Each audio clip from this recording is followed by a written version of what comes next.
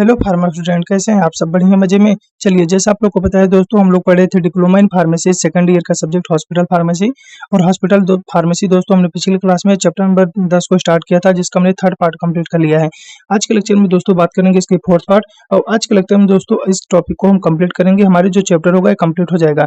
दोस्तों जैसा आप लोग को पता होगा, पिछली क्लास में दोस्तों हमने बात कर लिया था test associated with cardiac disorder तक। आज के लेक्चर में दोस्तों स्टार्ट करेंगे फ्लूइड एंड इलेक्ट्रोलाइट बैलेंस के बारे में, जैसा हमने आपको बताया था। पिछली क्लास में दोस्तों हमने उस टॉपिक को कंप्लीट कर लिया था। आज के लेक्चर में दोस्तों हम वहाँ जो बचा हुआ टॉपिक है उसको कंप्लीट करते हैं। क्लियर? तो हमारा क्या है, टेस्ट एसोसिएटेड विथ क्या है हमारा, fluid and electrolyte balance test. Clear? Test associated with cardiac disorder हमने पढ़ लिया है। अब बचा है fluid and electrolyte balance test. देखिए दोस्तों, fluid and electrolyte balance test क्या है? फ्लूइड एंड इलेक्ट्रोलाइट बैलेंस शरीर में पानी की यानी फ्लूइड जो बॉडी फ्लूइड होते हैं और इलेक्ट्रोलाइट जैसे दोस्तों सोडियम, पोटेशियम क्लोराइड, बाइकार्बोनेट की सही मात्रा को बनाए रखने में क्या हेल्प करते हैं। देखिए दोस्तों, इलेक्ट्रोलाइट किसे कहते हैं बता दें। देखिए, इलेक्ट्रोलाइट वे सब्सटेंस होते हैं जिन्हें पानी में डालने के बाद वो अपने आयंस में टूट जाते हैं। आयंस में कहने का मतलब है वो अपने अलग अलग जो उनका एटम मॉलिक्यूल होता है वो क्या होता है दोस्तों, टूट जाता है। जैसे सोडियम क्लोराइड जिसको हम नमक बोलते हैं, जब उसको हम पानी में डालते हैं दोस्तों तो सोडियम अलग हो जाता है और क्लोरीन अलग हो जाता है। लेकिन अगर आप कहेंगे सर ग्लूकोज देखिए दोस्तों कोई इलेक्ट्रोलाइट नहीं है, क्योंकि ग्लूकोज को भी हम पानी में डालते हैं तो ग्लूकोज अपने आयंस में नहीं टूटता है। क्लियर? सोडियम क्लोराइड हो सकता है, पोटेशियम क्लोराइड हो सकता है। ध्यान दीजिएगा, जितने भी इलेक्ट्रोलाइट होते हैं उसमें एक क्या होगा, इसमें एक मेटल होगा और दूसरा क्या होगा दोस्तों, नॉन मेटल होगा। तभी हो जाके क्या हो दोस्तों, ज्यादातर क्या होते हैं दोस्तों, इलेक्ट्रोलाइट बनते हैं। कंडीशन समझ लीजिएगा, कोई भी सब्सटेंस जिसे हम पानी में डालते हैं और वो अपने आयंस में क्या हो, टूट जाएं, उन्हें दोस्तों हम इलेक्ट्रोलाइट कहते हैं। यहाँ तक अगर आपको कोई पूछे तो आपको ये पता होना चाहिए। देखिए, फ्लूइड एंड इलेक्ट्रोलाइट बैलेंस शरीर में पानी यानी बॉडी फ्लूइड और इलेक्ट्रोलाइट को जैसे सोडियम, पोटेशियम क्लोराइड, बाइकार्बोनेट की सही मात्रा को बनाए रखने में हेल्प करता है। इलेक्ट्रोलाइट दोस्तों शरीर में नर्वस फंक्शन, जो हमारे नर्व के जो फंक्शन होते हैं, कार्डियक मसल्स यानी मसल्स कंस्ट्रक्शन जैसे कैल्शियम, एसिड बेस बैलेंस और हाइड्रेशन को नियंत्रित करने में महत्वपूर्ण भूमिका निभाते हैं। फ्लूइड और इलेक्ट्रोलाइट इम्बैलेंस होने पर dehydration, kidney disorder and heart problem या मेटाबॉलिक डिस्टर्बेंस हो सकती है। इसलिए दोस्तों इनकी जांच के लिए विभिन्न प्रकार के क्लिनिकल लेबोरेटरी टेस्ट किए जाते हैं। कुछ मेजर टेस्ट क्या है फ्लूइड और इलेक्ट्रोलाइट बैलेंस को जानने के लिए, जैसे पहला क्या टेस्ट होता है दोस्तों, ऑस्मोलरिटी ऑफ बॉडी फ्लूइड। देखिए, ऑस्मोलरिटी टेस्ट बॉडी फ्लूइड में वाटर बैलेंस को चेक करने के लिए किया जाता है। यह टेस्ट दोस्तों ब्लड या बॉडी फ्लूइड में डिजॉल्व पार्टिकल्स जैसे सॉल्यूट कंसंट्रेशन की मात्रा को मापता है।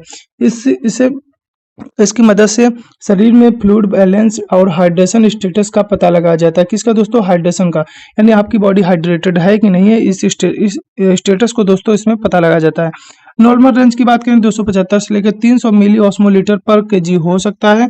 सिग्निफिकेंस की बात करें, अगर हाई ऑस्मोलरिटी है तो क्या होगा, यानी नॉर्मल रेंज से अधिक होने पर डिहाइड्रेशन को दर्शाता है, जिससे बॉडी फंक्शन प्रभावित हो जाते हैं। लो ऑस्मोलरिटी की बात करें, अगर नॉर्मल रेंज से कम हो गया है तो वाटर या इंटॉक्सिकेशन को दर्शाता है, जिससे नोजिया, फटीग, हेडेक या सीजर जैसी समस्याएं देखने को मिल सकती हैं। अगला जो दोस्तों इसमें क्या, serum electrolyte test. Serum electrolyte test क्या है? सीरम इलेक्ट्रोलाइट टेस्ट ब्लड में उपस्थित इलेक्ट्रोलाइट जैसे सोडियम, पोटेशियम क्लोराइड की मात्रा को मापने के लिए किया जाता है। इलेक्ट्रोलाइट शरीर में fluid balance, nervous function and muscles activity को नियंत्रित करने के लिए महत्वपूर्ण भूमिका निभाते हैं। सोडियम का जो नॉर्मल रेंज होता है दोस्तों 136 से लेकर 140 मिलीमोल पर लीटर, पोटेशियम 3.5 से 5 मिलीमोल पर लीटर, क्लोराइड 98 से 106 मिलीमोल पर लीटर हो सकता है। सिग्निफिकेंस की बात करें, नॉर्मल रेंज से लेवल अगर अधिक हो गया है, अगर लेवल इनका बढ़ गया है तो अगर सोडियम का लेवल बढ़ेगा दोस्तों तो हाइपरनेट्रिया, पोटेशियम का तो हाइपरकैलेमिया और क्लोराइड का बढ़ेगा तो हाइपरक्लोरेमिया। कभी कभी एमसीक्यू में ये पूछ जाता है कि अगर इसका लेवल बढ़ गया है, पोटेशियम का लेवल बढ़ गया है तो उस कंडीशन को क्या कहते हैं। दोस्तों ध्यान दीजिएगा, उस कंडीशन को हम बोलते हैं हाइपरकैलेमिया। क्लियर? पिछली हमारे जो एमसीक्यू था उसमें ये पूछा गया था। अगला जो दोस्तों हमारा लास्ट टॉपिक बचा है क्या, पल्मोनरी फंक्शन टेस्ट के बारे में। देखिए, पल्मोनरी फंक्शन क्या होता है, पल्मोनरी का मतलब क्या होता है दोस्तों, लंग्स हमको पता है। तो पल्मोनरी फंक्शन मतलब लंग्स की फंक्शन और रिस्पिरेटरी कैपेसिटी को इवैल्यूएट करने के लिए दोस्तों टेस्ट किया जाता है। इस टेस्ट की सहायता से यह पता लगाया जाता है कि लंग्स कितनी अच्छी तरह से एयर को अंदर लेते हैं और बाहर निकालते हैं और ऑक्सीजन को ब्लड में ट्रांसफर कर सकते हैं। देखिए, पल्मोनरी फंक्शन टेस्ट का उपयोग मुख्य रूप से अस्थमा और क्रोनिक ऑब्स्ट्रक्टिव पल्मोनरी डिजीज यानी सीओपीडी, साथ में ब्रोंकाइटिस। ब्रोंकाइटिस मतलब जिसमें ब्रोंकी में क्या हो जाता है दोस्तों, इन्फ्लामेशन। हमने आपको पिछले भी बता दिया, किसी वर्ड के पीछे अगर आइटिस लगा है इसका मतलब ही होता है दोस्तों इन्फ्लामेशन। अदर लंग्स डिसऑर्डर की डायग्नोस और मॉनिटरिंग के लिए भी किया जाता है। कुछ मेजर टेस्ट की बात करें इसके, तो पहला क्या, स्पायरोमेट्री टेस्ट। क्या होता है दोस्तों, स्पायरोमेट्री। स्पायरोमेट्री सबसे कॉमन पल्मोनरी टेस्ट है जो लंग्स की कैपेसिटी और एयर फ्लो को मेजर करती है। नॉर्मल वैल्यू की बात करें तो फोर्स वाइटल कैपेसिटी लगभग 4 से लेकर 5 लीटर एक अडल्ट में होता है, और फोर्स एक्सपायरेटरी वॉल्यूम जो होता है दोस्तों लगभग 80% ऑफ फोर्स वाइटल कैपेसिटी का होता है। क्लियर, यानी फोर्स वाइटल कैपेसिटी का लगभग 80% क्या होता है दोस्तों, फोर्स एक्सपायरेटरी वॉल्यूम हो सकता है। सिग्निफिकेंस की बात करें तो इसका लेवल अगर दोस्तों डिक्रीज हो गया है, लो लेवल हो गया है, तो asthma, COPD and obstructive lungs disease हो सकते हैं। क्लियर। अगला जो इसमें टेस्ट है दोस्तों क्या है, पीक एक्सपायरेटरी फ्लो रेट। क्या है दोस्तों, पीक एक्सपायरेटरी फ्लो रेट। यह टेस्ट लंग्स में मैक्सिमम स्पीड को निकलने वाली एयर फ्लो को मेजर करती है। अडल्ट के अंदर बात करें तो 400 से लेकर 700 लीटर पर मिनट हो सकता है। क्लियर। लो लेवल सिग्निफिकेंस की बात करिए, अगर इसका लेवल दोस्तों लो हो गया है तो एयरवे ऑब्स्ट्रक्शन यानी एयरवे में क्या हो, कोई प्रॉब्लम हो सकता है, कोई रुकावट हो सकती है। साथ में अस्थमा की कंडीशन में या रिस्पिरेटरी डिसऑर्डर की कंडीशन में इसका जो वैल्यू है दोस्तों वो क्या होगा, लो हो जाएगा।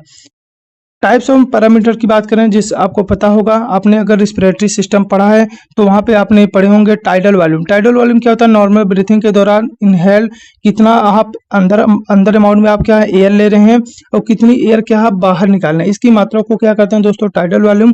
और ये लगभग दोस्तों 500 ml होता है। अगला क्या है, respiratory reserve volume. Respiratory reserve volume क्या होता है, कितनी अमाउंट में आपने एयर को अपने बॉडी के अंदर क्या किया, रिजर्व करके रखा है। ये टाइडल वॉल्यूम के बाद फोर्सफुली इनहेल की गई अतिरिक्त एयर को हम इंस्पायरेटरी रिजर्व वॉल्यूम कहते हैं। नॉर्मल वैल्यू की बात करें तो इसमें कितना होता है दोस्तों, नॉर्मल वैल्यू इसका क्या 1800 लेकर 200 ml हो सकता है। अगला एक्सपायरेटरी रिजर्व वॉल्यूम यानी टाइडल वॉल्यूम के अतिरिक्त आप कितना एयर बॉडी से बाहर निकाल सकते हैं। देखिए नॉर्मल एक्सपायरेशन मतलब टाइडल एक्सपायरेशन। क्लियर। इसके बाद फोर्सफुली एक्सेल कितनी अमाउंट में बाहर निकाली गई एयर को हम क्या कहते हैं, एक्सपायरेटरी रिजर्व वॉल्यूम कहते हैं। ये जबकि कितना होता है दोस्तों, 1400 ml होता है। अगला क्या है, रेसिडुअल वॉल्यूम। रेसिडुअल वॉल्यूम दोस्तों वह वॉल्यूम होता है जो फोर्सफुल एक्सपायरेशन के बाद भी लंग्स में बची हुई होती है, इसे रेसिडुअल वॉल्यूम कहते हैं। यह होता है 1200 से लेकर 1500 ml। अगला है दोस्तों वाइटल कैपेसिटी। देखिए मैक्सिमम एक्सपायरेशन के दौरान निकाली गई टोटल एयर को वाइटल कैपेसिटी कहते हैं, जो कि 3 से 5 लीटर हो सकता है। टोटल लंग्स कैपेसिटी मतलब टोटल वाली लंग्स की कैपेसिटी है, यानी vital capacity plus residual volume का सम टोटल लंग्स कैपेसिटी कहलाता है। क्लियर।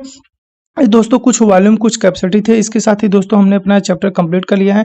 जिस किसी स्टूडेंट को इसका नोट्स चाहिए वो हमको टेलीग्राम पे मैसेज कर सकता है। और आपको ध्यान बता दें दोस्तों, आपका जो डिफार्मा एक बाइलिंगुअल सिलेबस है, आप हिंदी इंग्लिश मिक्स करके लिख सकते हैं, इसमें कोई दिक्कत वाली बात नहीं होगी। आपका कोई नंबर नहीं कटेगा, बल्कि क्या होगा, एक अच्छा इंप्रेशन पड़ता है। जब आप इंग्लिश का टर्म यूज करते हैं तो एग्जामिनर को लगता है कि आप भी क्या है, पढ़े लिखे हैं, आपको भी नॉलेज है। क्लियर। तो आप देख लीजिएगा दोस्तों, जिस तरीके से आपको समझ में आए, आप हिंदी इंग्लिश मिक्स करके लिखना चाहें तो मिक्स करके लिखिए। अगर आप इंग्लिश में लिखना चाहें तो इंग्लिश में या हिंदी में, इसमें कोई दिक्कत वाली बात नहीं होगी। ठीक है। तब तक के लिए आप दोस्तों पढ़ते रहिए। और अभी तक अगर आपने चैनल को सब्सक्राइब नहीं किया है दोस्तों, चैनल को सब्सक्राइब करके अपने फार्मा दोस्तों के साथ जरूर शेयर करिएगा। ठीक है। पढ़ते रहिए। Bye bye.